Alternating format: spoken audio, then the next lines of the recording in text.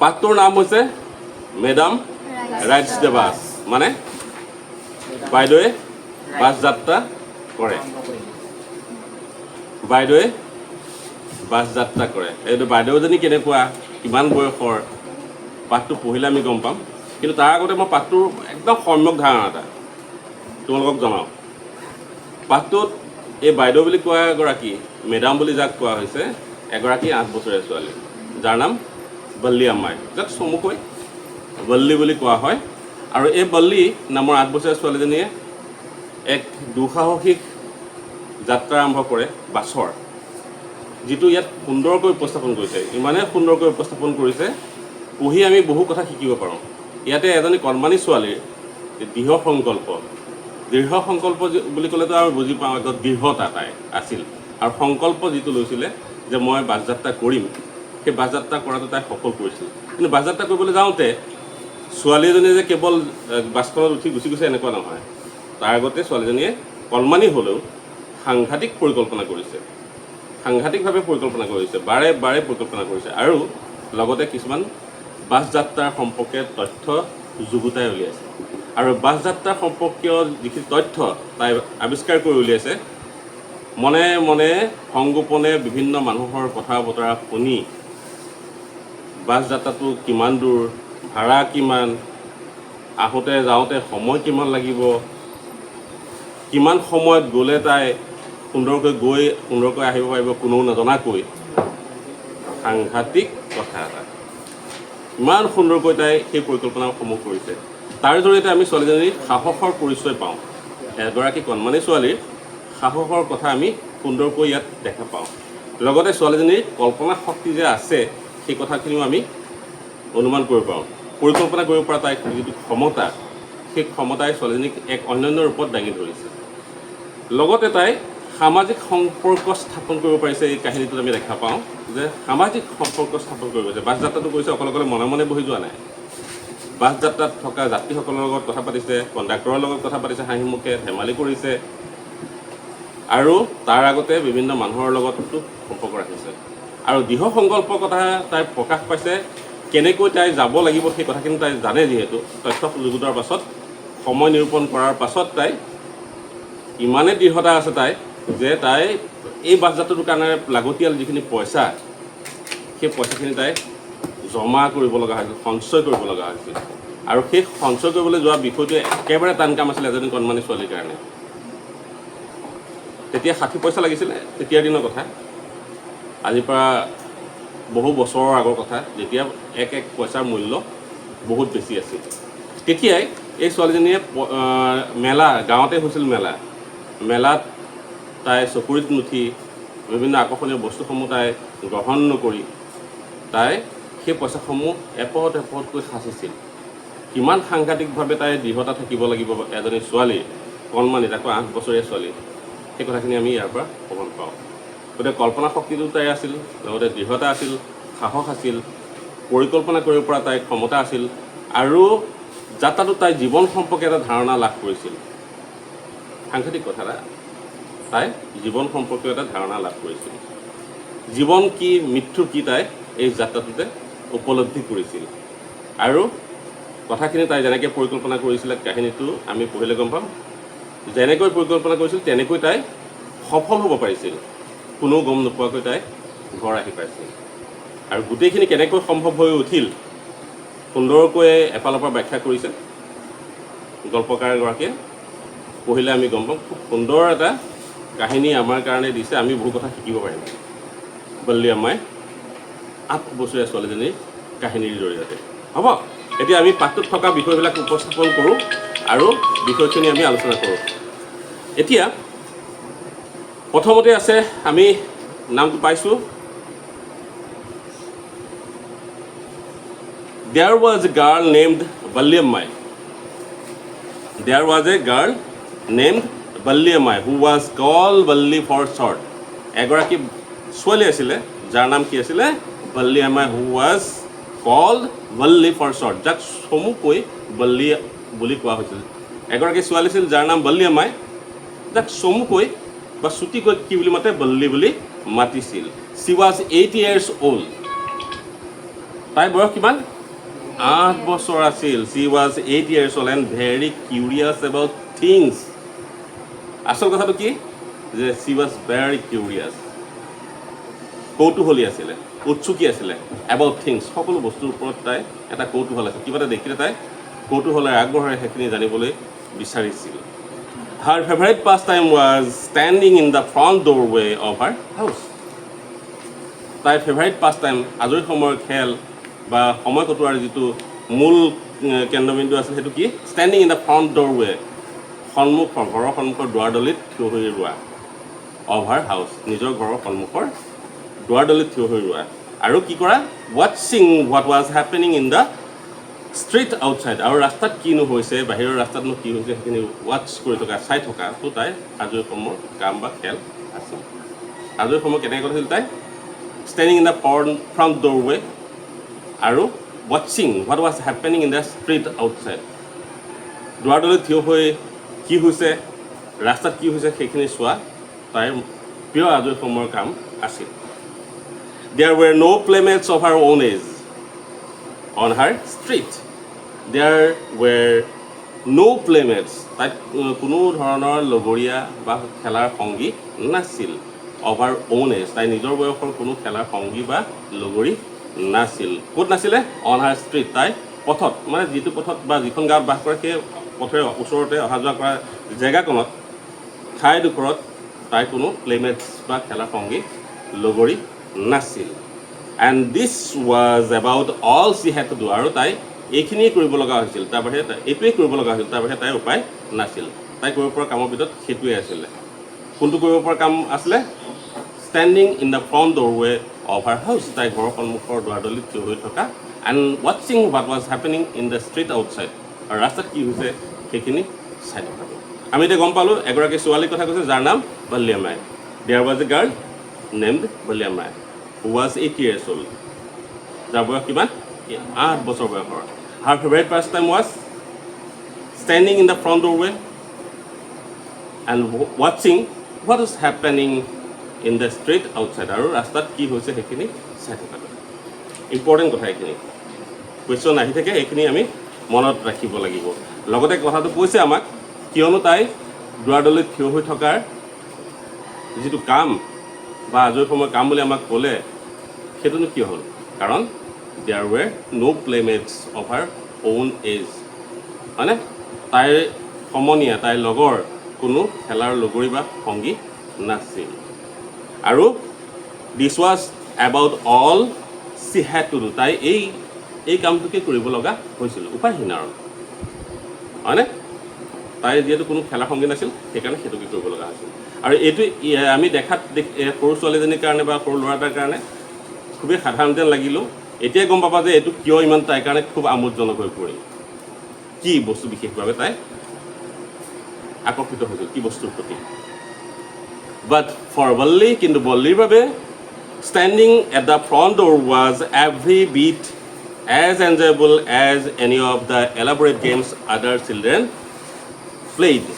কি কৈছে but for Valli, কিন্তু বল্লীৰ বাবে standing at the front doorway সন্মুখৰ দুৱাৰদলিত থিয় হোৱাটো was every bit as enjoyable as any of the elaborate games other children played. আন ল'ৰা ছোৱালীয়ে খেলা যিকোনো ধৰণৰ বিস্তৃত বা সুব্যৱস্থিত খেলসমূহ যিমান ভাল লগা যিমান এনজয়েবল উপভোগ্য আছিল সিমানেই বল্লীৰ বাবে এই কামটো as enjoyable as other games আন আন খেলসমূহতে তাইৰ কাৰণে উপভোগ্য আছিল মানে দুৱাৰদলিত থিয়টো standing at the front doorway was as enjoyable as other games for বল্লীৰ কাৰণে খুবেই উপভোগ্য আছিল আমি যদিও বা দুৱাৰদলিত থিয় হোৱাটো খুবেই সাধাৰণ কাম সাধাৰণ ঘটনা পৰিঘটনা নিচিনা লাগে কিন্তু বল্লীৰ কাৰণে এইটো কি আছিলে খুবেই এনজয়েবল আছিল কেনেকুৱা এনজয়েবল আছিলে লাইক আদাৰ গেমছ কেনেকুৱা গেমছ বুলি কৈছে as any of the elaborate games আন সকলো ধৰণৰ বিস্তৃত বা সুব্যৱস্থিত খেলসমূহৰ দৰে আমি খেলসমূহ দেখিছোঁ যিমানবোৰ খেল খেলিছোঁ সেই খেলসমূহত বিভিন্ন সময়ত আমি নিজেই খেলা খেলসমূহ দেখিছোঁ খুবেই আনন্দদায়ক উপভোগ্য ভাল লগা হয়নে খুব সুন্দৰকৈ ব্যৱস্থা কৰা খেলে হয়নে সেইবোৰ আমি খেলোঁ আৰু খুব ভাল লাগে এনজয় কৰোঁ আমি সিমানে এনজয় পাব পৰা খেল বা আজৰি সময়ৰ কাম আছিলে দুৱাৰদলিত থিয় হোৱাটো বল্লীৰ বাবে ৱাচিং the street gave her many new unusual experiences কিয় সেইটো ভাল লাগিছিল কাৰণ ৱাচিং দ্য ষ্ট্ৰীট ৰাস্তাটো চাই থকাটো ৰাস্তাটো উপভোগ কৰাটো বা চাই থকাটো লক্ষ্য কৰাটো গেভ হাৰ সেই ৰাস্তা উপভোগ কৰি থকা বা ৰাস্তাটো চাই থকাটো বা লক্ষ্য কৰি থকাটোৱে তাইক কি দিছিল গেভ হাৰ দিছিল তাইক কি দিছিলে new unusual experiences many new unusual experiences বহুতো অসাধাৰণ অভিজ্ঞতা তাইক দিছিল বহুতো অভিজ্ঞতা দিছিল তাইক কেনেধৰণৰ অভিজ্ঞতাসমূহ আমি পঢ়িলে নিশ্চয় গম পাম the most fascinating thing of all was the bus আটাইতকৈ এই যে তাই যে ৰাস্তাত চাই আছিলে standing at the front doorway and ৱাচিং what was happening in the street outside সেই কামটোৱে কি দিছিলে তাক আনন্দ দিছিলে সেই আনন্দ দিয়া কামবিলাকৰ ভিতৰত ৰাস্তাটোত তাইক যিবোৰ ঘটনা দেখিছিলে সেই ঘটনাবিলাকৰ ভিতৰত আটাইতকৈ ভাল লগাটো কি আছিল বুলি কৈছে the most fascinating thing of all সকলোবিলাক আকৰ্ষণীয় বস্তুৰ ভিতৰত চবেই আকৰ্ষণীয় মানে তাইৰ কাৰণে সব বস্তুৱে আকৰ্ষণীয় কিন্তু আটাইতকৈ বেছি আকৰ্ষণীয় কোনটো আছিলে ৱাজ দ্য বাছ বাছখন আছিল কোনখন bus the travel between her village and the nearest town যিখন বাছ ভ্ৰমণ কৰিছিল অহা যোৱা কৰিছিল travel between her village and the nearest town ওচৰৰ নগৰখনলৈ অহা যোৱা কৰা গাঁৱৰ পৰা তাই গাঁওখন আৰু ওচৰৰ নগৰখনৰ মাজত অহা যোৱা কৰা চলাচল কৰা বাছখন তাইৰ কাৰণে আটাইতকৈ বেছি আকৰ্ষণীয় আছিল it pass through her street each hour it passed পাৰ হৈ গৈছিলে বাছখন পাৰ হৈ গৈছিলে থ্ৰু হাৰ ষ্ট্ৰীট তাই ৰাস্তাৰে পাৰ হৈ গৈছিলে ইচ আৱাৰ প্ৰতিটো ঘণ্টাতে তাই ঘৰৰ সন্মুখেদি তাই গাঁওখনেৰে এই বাছখন পাৰ হৈ গৈছিল দ্য বাছ মানে ইট বুলি যে কৈছে the bus passed through her street তাই ৰাস্তাৰে বাছখন পাৰ হৈ গৈছিলে ইচ আৱাৰ প্ৰত্যেক ঘণ্টাতে মানে এঘণ্টাৰ মূৰে মূৰে বাছখন অহা যোৱা কৰিছিল once going to the town and once coming back এবাৰ নগৰখনলৈ যোৱা আৰু এবাৰ নগৰৰ পৰা উভতি অহা once going to the town and once coming back হয়নে এবাৰ নগৰলৈ যোৱা আৰু এবাৰ নগৰৰ পৰা উভতি অহা মানে যাওঁতে এঘণ্টা লাগিলে আকৌ উভতি আহে এঘণ্টাৰ ভিতৰত অহা যোৱা কৰে এবাৰ যোৱা দেখে আৰু এবাৰ উভতি অহা দেখে দ্য চাইট অফ দ্য বাছখনৰ দৃশ্য filled its time with a new set of passengers filled ভৰি থাকে ফিল্ড মানে ভৰি থকা কি ভৰি থকা বুলি কৈছে ইটছ টাইম প্ৰত্যেকবাৰে ভৰি থকা কিহেৰে ভৰি থকা with a new set of passengers নতুন নতুন যাত্ৰীৰে ভৰি থকা বাছখনৰ কথা কৈছে দ্য চাইড অফ দ্য বাছখনৰ দৃশ্যটো অকল বাছখনৰ দৃশ্যটো মানে কেনেকুৱা দৃশ্য বুলি কৈছে ফিল্ড ইটছ টাইম প্ৰত্যেকবাৰে ভৰি থকা with a new set of passengers নতুন নতুন যাত্ৰীৰে ভৰি থকা বাছখনৰ দৃশ্যটোৱে was a source of unending joy for বল্লীৰ কাৰণে কেনেকুৱা আছিল বুলি কৈছে ৱাজ এ চ'ৰ্চ এটা উৎস আছিলে কেনেকুৱা উৎস বুলি কৈছে সাংঘাতিক উৎস অফ আনএণ্ডিং জয় হয়নে আনএণ্ডিং জয় ফৰ বল্লীৰ বাবে অন্তহীন আনন্দৰ উৎস আছিল বাছখনৰ দৃশ্যটো প্ৰত্যেকবাৰে নতুন নতুন যাত্ৰীৰে ভৰি অহা বাছখনৰ দৃশ্যটো তাইৰ কাৰণে কি আছিলে অন্তহীন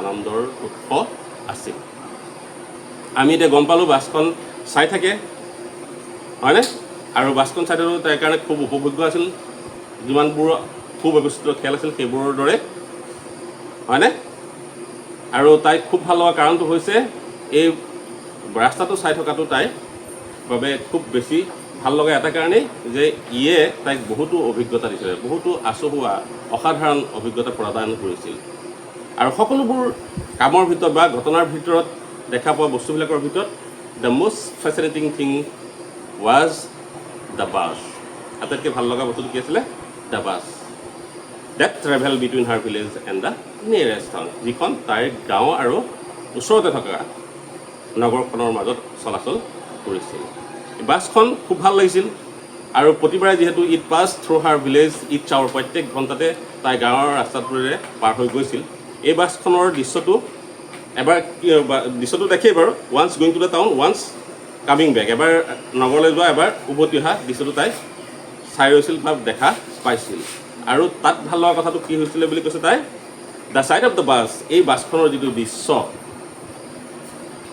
কেনেকুৱা দৃশ্য ফিল্ড ইটছ টাইম প্ৰত্যেকবাৰে ভৰি থকা with a new set of passengers নতুন নতুন যাত্ৰীৰে ভৰি থকা বাছখনৰ দৃশ্য কি আছিলে সেইটো তাইৰ কাৰণে was a source of unending joy for Valli বল্লীৰ কাৰণে অন্তহীন আনন্দৰ উৎস আছিল উৎস মানে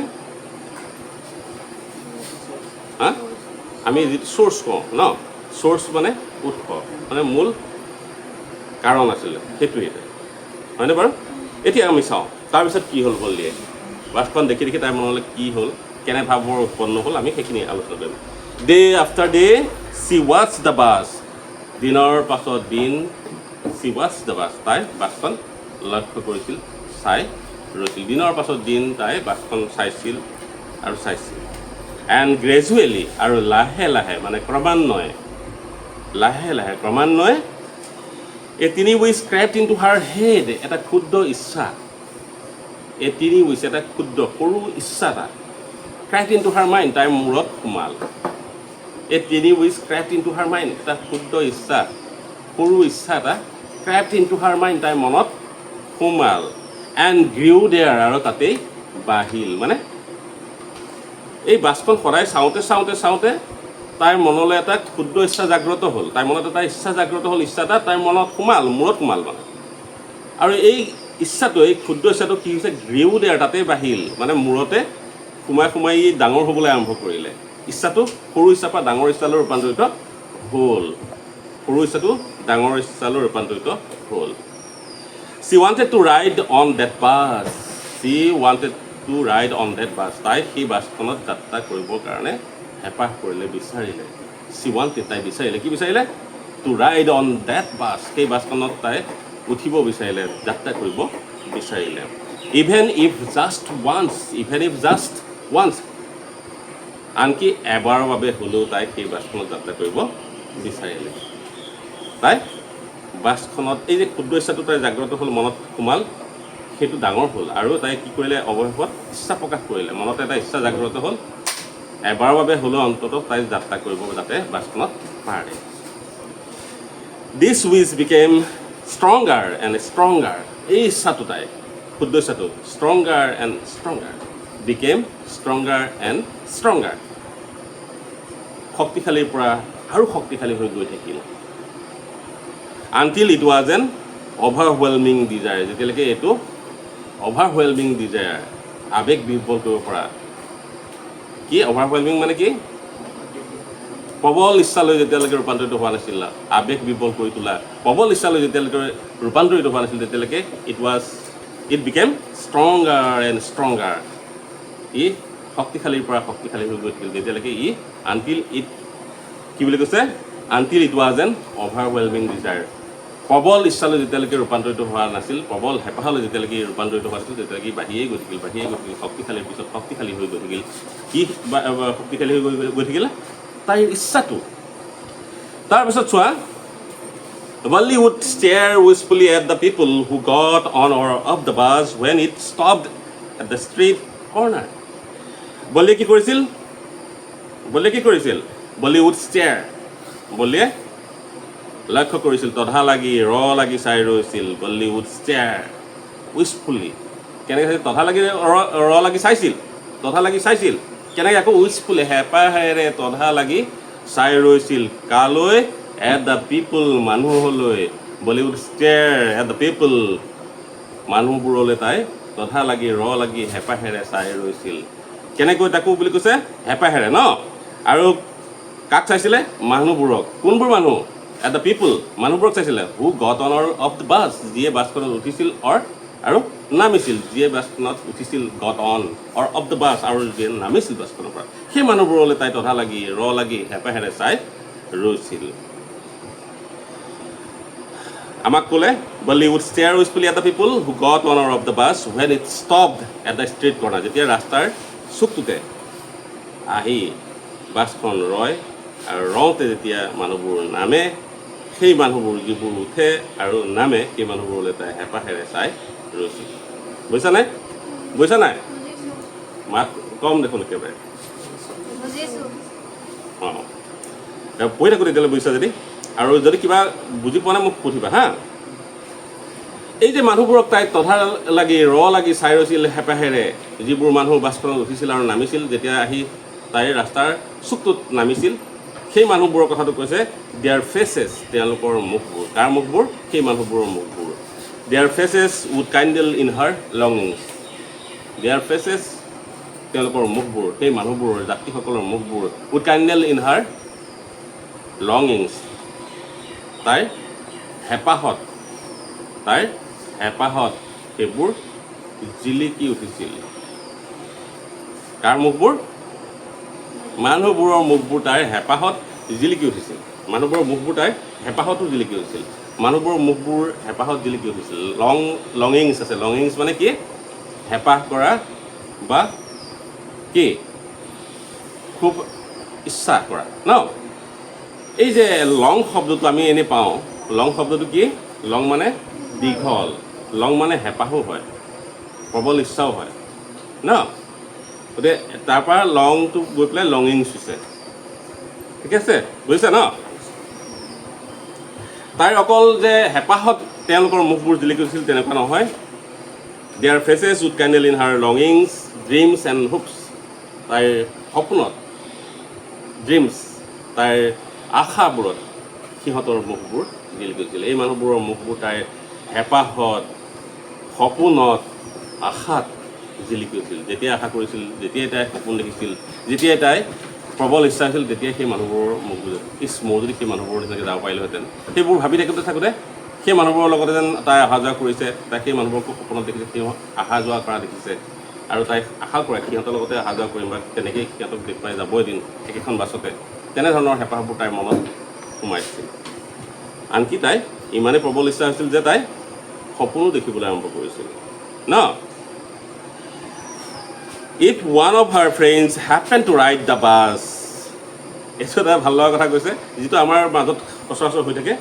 If one of her friends happened to ride the bus, যদিহে তাইৰ কোনো বান্ধৱী বা বন্ধু কেনেবাকৈ বাছ যাত্ৰা কৰিবলৈ পালে, and try to describe the sights of the town to her, আৰু নগৰৰ দৃশ্যসমূহ তাইৰ ওচৰত আহি যদি ব্যাখ্যা কৰিবলৈ যত্ন কৰিলে, কেনেবাকৈ যদি তাইৰ কোনো বান্ধৱী এগৰাকী বা তাইৰ লগৰীয়া কোনোবাই বাছখনত যাত্ৰা কৰিবলৈ পালে, আৰু try two describe the sights of the town to হাৰ, যদিহে তাইৰ সন্মুখত নগৰৰ দৃশ্যসমূহ ব্যাখ্যা কৰিবলৈ যত্ন কৰিলে, তেতিয়া কি হৈ যায়? Valli would be two jealous to listen. Valli ইমানেই জেলাছ হৈ পৰে, ইমানেই ইসাম্বিত হৈ পৰে।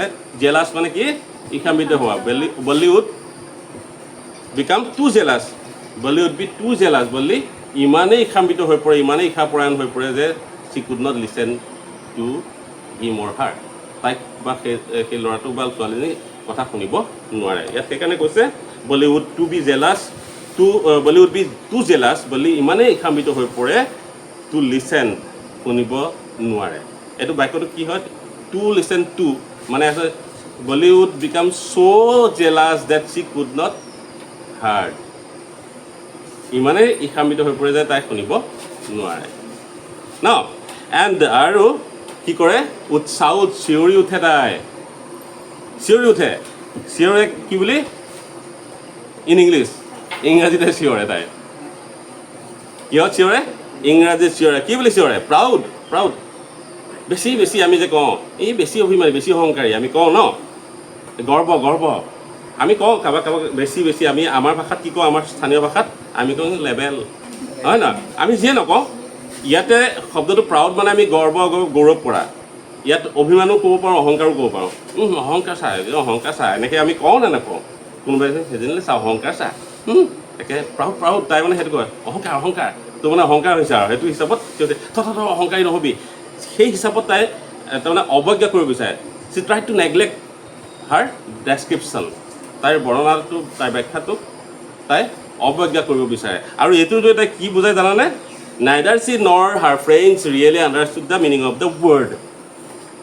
Neither she nor her friends, তাইয়ে হওক বা তাইৰ বন্ধু বান্ধৱীয়ে হওক, কোনো কি কৰা নাছিলে বাৰু, really understood the meaning of the word. এই শব্দটোৰ অৰ্থ নাজানিছিলে। প্ৰাউড বুলি যে চিঞৰি উঠে তাই, এই প্ৰাউড শব্দটোৰ অৰ্থ তাইৰ বন্ধুৱে বা তাইয়েই হওক বুজি নাপাইছিল। সিহঁতে সেইটো কেনেকৈ ব্যৱহাৰ কৰে, বা দে ইউজ ইট অফেন, কিন্তু তেওঁলোকে বা সিহঁতে এইটো প্ৰায়ে ব্যৱহাৰ কৰে as a slang expression of disapproval. কি হিচাপে ব্যৱহাৰ কৰে? Slang expression of disapproval. এইটো স্লেং তোমাৰ লঘু মন্তব্য হিচাপে ব্যৱহাৰ কৰে। লঘু মন্তব্যটো কিহৰ? অফ দিছ এপ্ৰভেল, অগ্ৰাহ্যকৰণৰ বাবে, মানি নোলোৱা বাবে ব্যৱহাৰ কৰা এটা শব্দ। মানি নলয় মানে, মিছাই নকবি, মানে লেবেল নিদিবি, এই আমি যে কওঁ সেই ধৰণৰ এটা মন্তব্য প্ৰকাশ কৰিবৰ কাৰণে প্ৰাউড ব্যৱহাৰ কৰে, যদিও বা প্ৰাউডৰ অৰ্থ গৌৰৱ বা অহংকাৰ। গতিকে আমি এইখিনিলৈকে পালোঁ, এইখিনি বুজিছোঁনে?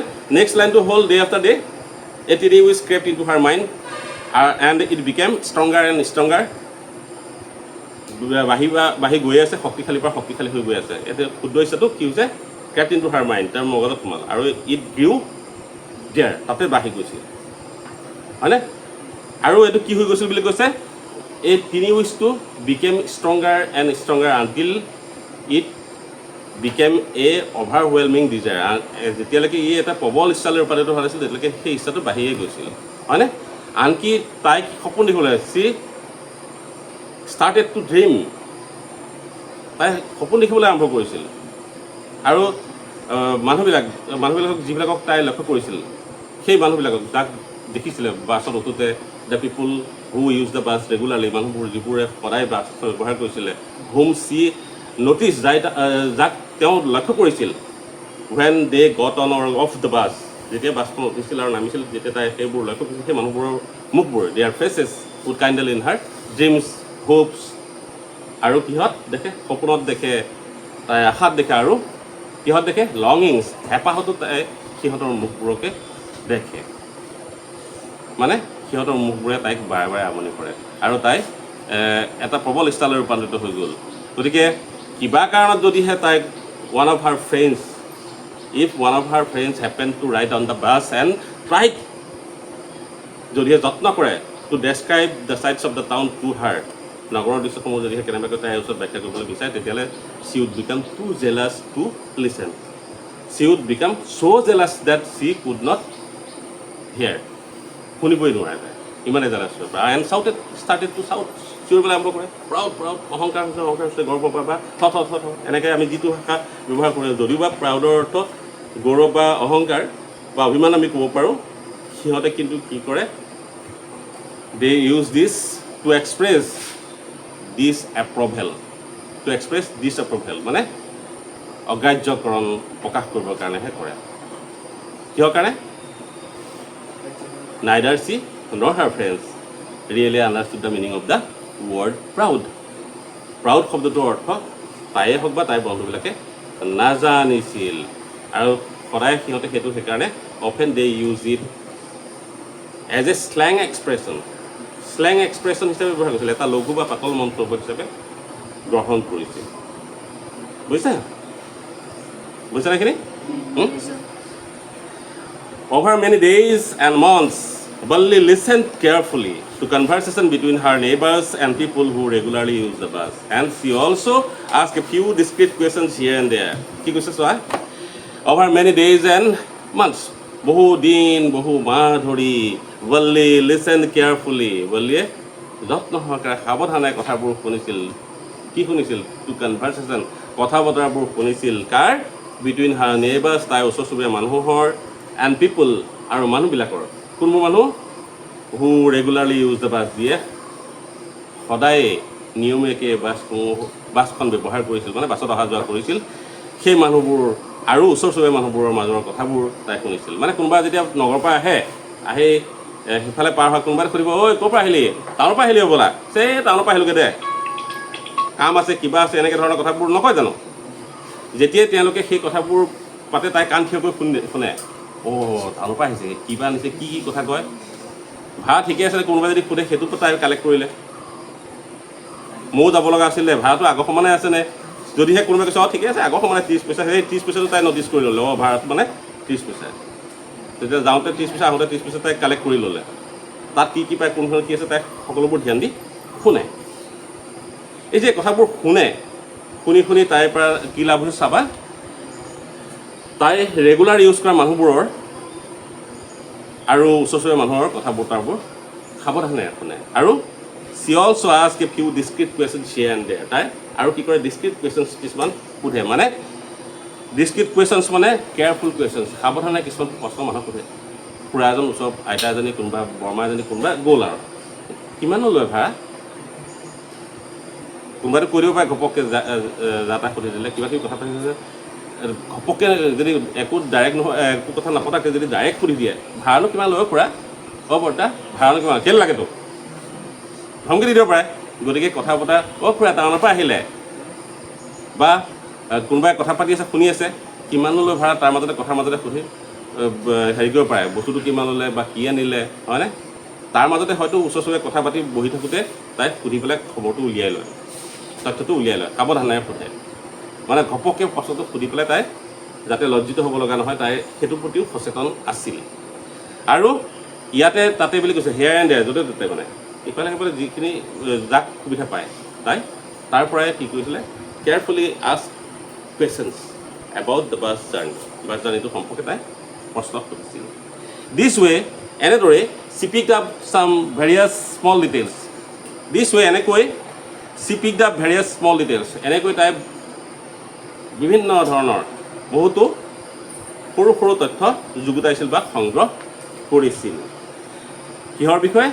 About the bus journey, bus জাৰ্ণিটোৰ সম্পৰ্কে বহু সৰু সৰু তথ্য তাই সংগ্ৰহ কৰিছিল।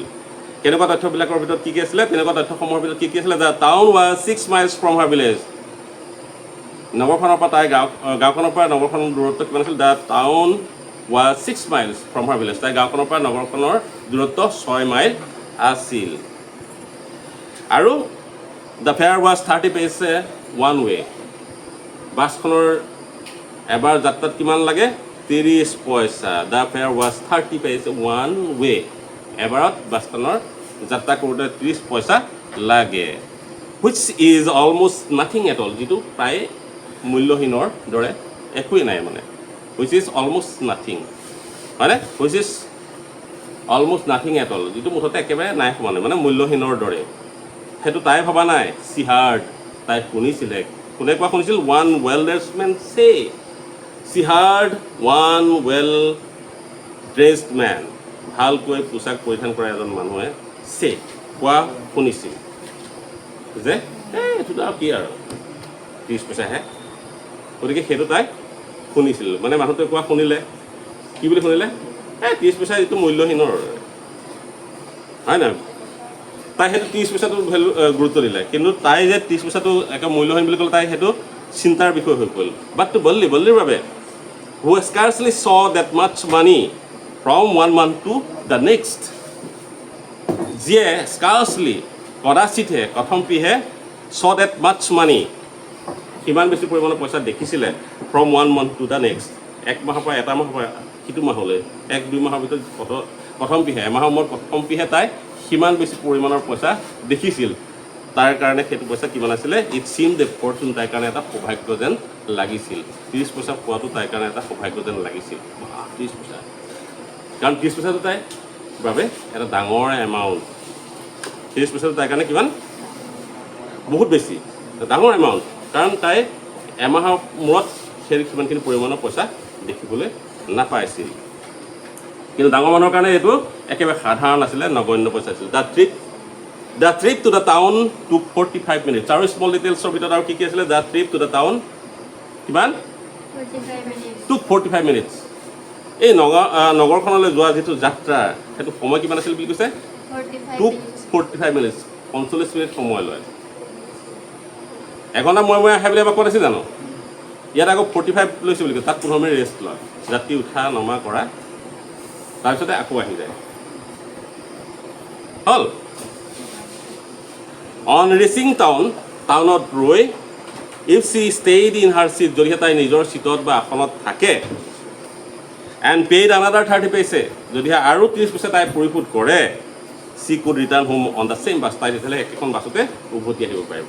মানে তাই ভাবিবলৈ আৰম্ভ কৰিলে, যদিহে তাই নগৰখনলৈ যায়, অন ৰিচিং টাউন, নগৰখনলৈ পায়, if she stayed in her seat, তাই যদি সেই বাছখনৰ চিটটোতে বহি থাকে, এণ্ড পেইড আনাডাৰ 30 পইচা, আৰু আন এটা 30 পইচা যদি তাই দিয়ে, she could return on the same bus, তাই সেইখন বাছতে উভতি আহিব পাৰিব। তাৰমানে তাই পৰিকল্পনা কৰিলে যে মই বাছখনত যদি যাওঁ আৰু তাতে গৈ পেলাই সেই চিটটোতে বহি যদি থাকোঁ আৰু 30 পইচা দি যদি সেইখন বাছতে উভতি আহোঁ, তেতিয়াহ'লে মই ধুনীয়াকৈ অহা যোৱা কৰিব পাৰিম।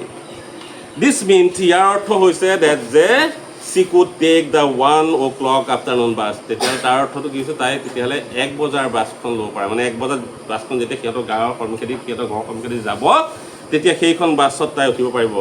ৰিচ দ্য টাউন এট 1:45, আৰু নগৰখনলৈ তাই কেইটা বজাত পাবগৈ, এট 1:45, 1 বজাৰ বাছখনত উঠিব আৰু ৰিচ দ্য টাউন এট 1:45, 1:45 তাই উপস্থিত হ'বগৈ। আৰু and be back home by about 2:45, আৰু তাই ঘৰ আহি পাব প্ৰায় 2:45 মান বজাত। এণ্ড বি বেক হোম, ঘৰলৈ উভতি আহি পাব কিমান সময়ত, বাই এবাউট 2:45, 2:45 আগত তাই ঘৰ আহি পাই যাব।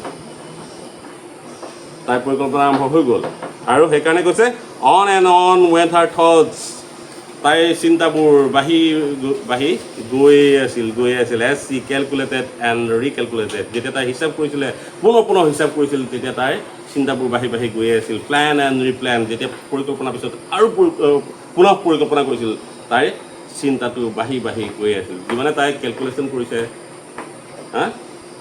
when she calculated and recalculated, যেতিয়া তাই গণনা কৰিছিল, পুনৰ গণনা কৰিছিল, প্লেন এণ্ড ৰিপ্লেন, পৰিকল্পনা কৰিছিলে, পুনৰ পৰিকল্পনা কৰিছিল, হাৰ থটছ বিকেম ষ্ট্ৰংগাৰ, মানে on and on went her thoughts, তাই চিন্তাটো আগবাঢ়ি গৈ আছে, যাবই তাই, মানে পাৰিমেই মই, হয়নে, এই হেঁপাহটো তাই বাঢ়ি গৈ আছে। ন বুজি পাইছে? একেলগে আমি গম পালোঁ এতিয়া যে বল্লীয়ে বাছ যাত্ৰা কৰিবলৈ সিদ্ধান্ত গ্ৰহণ কৰিলে, এটা হেঁপাহ কৰিলে, আৰু সেই হেঁপাহটোৰ পৰিণতিত কি হ'ল, তাই কিছু তথ্য যুগুতালে। আমি আৰম্ভণিতে আলোচনা কৰিছিলোঁ যে তাই ডাইৰেক্ট বাছখনলৈ যাওঁ বুলি যোৱা নাই, ডাইৰেক্ট উঠি গুচি যোৱা নাই। সৰু ছোৱালী হ'লেও, 8 বছৰীয়া ছোৱালী হ'লেও তাই কি কৰিছিলে, তাই মানুহবোৰৰ পৰা সাৱধানে কিছুমান কথা শুনি তথ্য সংগ্ৰহ কৰিছিলে, আৰু কিছুমান কেতিয়াবা সাৱধানে প্ৰশ্ন সুধিও তাই তথ্য কিছুমান উলিয়াইছিলে। বাছখনৰ যাত্ৰাটো কেনেকৈ হয়, কোন সময়ত হয়, প্ৰতি ঘণ্টাত যে যায় তাই জানে। লগতে বাছখন ক'লৈ যাব, ওচৰ টাউনখনলৈ, ওচৰ টাউনখনৰ আৰু তাৰ ইয়াৰখনৰ মাজত দূৰত্ব কিমান, সেইটো জানিছিলে। কিমান দূৰত্ব 6 মাইল। কিমান সময় লাগে টাউন পাওঁতে, আৰু এবাৰ যাওঁতে কিমান পইচা দিব লাগে ভাড়া, 30 পইচা। আৰু যদিহে তাই সেইখন বাছত থাকি তাতে সেই চিটটোতে বহি থাকে, আৰু তাতে যদি তাই উভতি অহাৰ পৰিকল্পনা কৰি আহিব লগা হয়, কিমান পইচা আকৌ দিব লাগিব, আকৌ 30 পইচা দিব লাগিব, হয়নে? গতিকে 60 পইচা, মানে 60 পইচা তাইক লাগিব। আৰু এই বাছৰ পইচাটো তাইৰ কাৰণে সৰু পইচা নাছিলে, যদিও বা 30 পইচা 60 পইচাটো আমি শুনিলে হাঁহি দিম এতিয়া, 60 টকাও আমি হাঁহিম এতিয়া, হয়নে? আমি এতিয়া 60 টকা বুলি ক'লেও হাঁহি দিম, কাৰণ একেবাৰে সাধাৰণ কথা।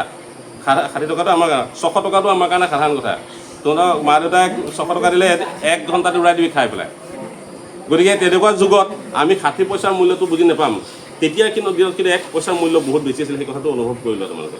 আৰু এই পইচাটো যদিও ভাল, ওৱান ৱেল ড্ৰেছড মেন চে, এজন ভাল পোচাক পৰিধান কৰা মানুহে কি কৈছিলে, কি বুলি কৈছিলে, এইটো which is almost nothing at all, যিটো প্ৰায় মূল্যহীন, একোৱেই নাই মানে। But it was a big amount for বল্লীৰ কাৰণে এইটো এটা ডাঙৰ এমাউণ্ট আছিলে। It seemed a fortune to her, তাইৰ কাৰণে এইটো এটা সৌভাগ্য যেন লাগিছিল। গতিকে তাই সেইকাৰণে পৰিকল্পনা কৰিব লগা হ'লে, আৰু তাই পৰিকল্পনা অনুসৰি কি কৈছে, she could catch the 1 o'clock bus, 1 বজাৰ বাছখন তাই ধৰাৰ কথাটো পৰিকল্পনা কৰিলে। আৰু if she catch if she caught the 1 o'clock bus, যদিহে তাই সেই 1 বজাৰ বাছখনত ৰয় তেতিয়া কেতিয়া পাবগৈ? when she would reach the town at 1:45. at 1:45 এটা 45 বজাত পাবগৈ, হয় নাই বাৰু? আৰু 15 minutes তাতে লাগিব। আৰু if she stayed in her own seat and paid another 30 paise, she could return home on the same bus. When would she return? By what time? কিমান সময়ৰ আগত তাই পাবগৈ? At about 2:45 she could get her home. মানে she could reach her home. She would be back her home at about 2:45. এইখিনিলৈকে বুজিছা? এজনী সৰু ছোৱালীয়ে পৰিকল্পনা কৰিলে, তথ্য সংগ্ৰহ কৰিলে, আৰু তাৰপিছত কি কৰিছে? তাই এইসমূহ তথ্য গোটোৱাৰ পিছত তাই কেলকুলেশ্যন কৰিবলৈ আৰম্ভ কৰিলে। কেলকুলেশ্যনৰ পিছত কেলকুলেশ্যন কৰি আছে, পৰিকল্পনাৰ পিছত পৰিকল্পনা কৰিছে, প্লেন এণ্ড ৰিপ্লেন। আৰু এইখিনি গণনাৰ পিছত গণনা, পৰিকল্পনাৰ পিছত পৰিকল্পনা কৰি থাকোঁতে ৱেণ্ট হাৰ থটছ, তাই চিন্তা বাঢ়ি বাঢ়ি গৈ আছিল। মানে তাইৰ বাছ যাত্ৰা কৰাৰ চিন্তাটো বাঢ়ি গৈছিলে। আৰু তাৰপৰা আমি বুজোঁ এজনী কণমানি ছোৱালীৰ দৃঢ়তা আৰু পৰিকল্পনা কৰিব পৰা, সপোন দেখিব পৰা, সপোন পূৰণৰ কাৰণে লগা যিখিনি হেঁপাহ আৰু আশা লাগে, দৃঢ়তা লাগে, সাহস লাগে, সকলোখিনি তাইৰ আছিল। 8 বছৰীয়া ছোৱালী কিন্তু। গতিকে এই 8 বছৰীয়া ছোৱালীজনীৰ কাহিনী সেইকাৰণে পঢ়িবলৈ পাই আমি মনোগ্ৰাহী, মই বিশেষকৈ আগ্ৰহী হৈছোঁ আৰু খুব ভাল লাগিছে মোৰ। তোমালোকক কি লাগিছে নাজানো, ভাল লাগিছে।